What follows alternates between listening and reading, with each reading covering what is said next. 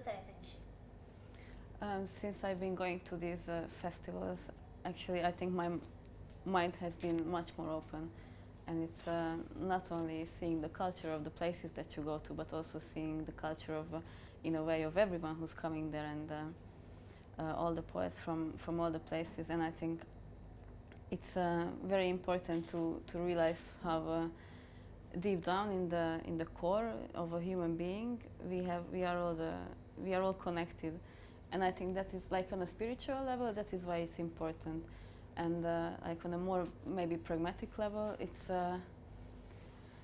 been I think helping with how I view literature and how I view poetry, to meet contemporary poets, to know more about their ways of writing poetry, and to know more about their poetry.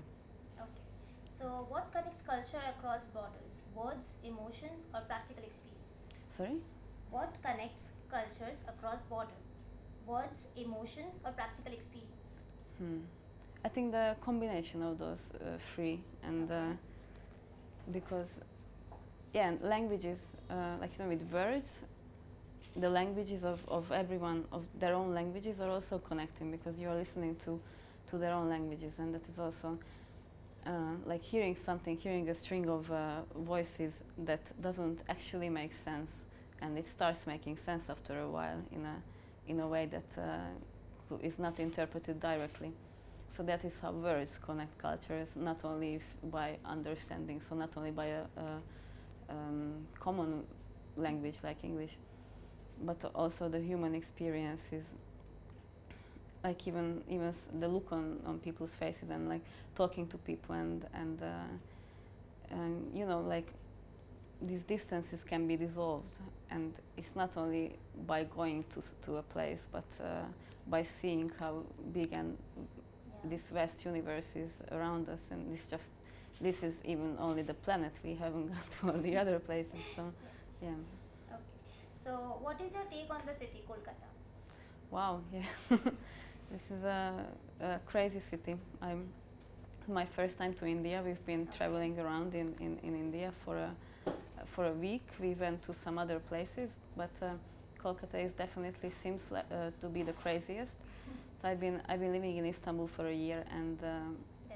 it's kind of similar to that. So before that, I lived in a small Slovakian town, and then in Budapest, which is a bit crazier than that one, and then moved to Istanbul. And up until now, I thought that Istanbul is a busy and crazy city, but it's nothing compared to Kolkata. And like all the colors and all the, like, everything coming together, pieces of time and pieces of cultures, and all this diversity and everywhere, and how you can, you know, you have to go with the flow in Kolkata. That's what I realized while being here. So if you want something to happen, you also have to let it happen in a way. Maybe not, it's not going to, so it's hard to plan in this city. I realize that, but it's all it will all turn out magically if you let it happen and you go with the flow of the city. Great.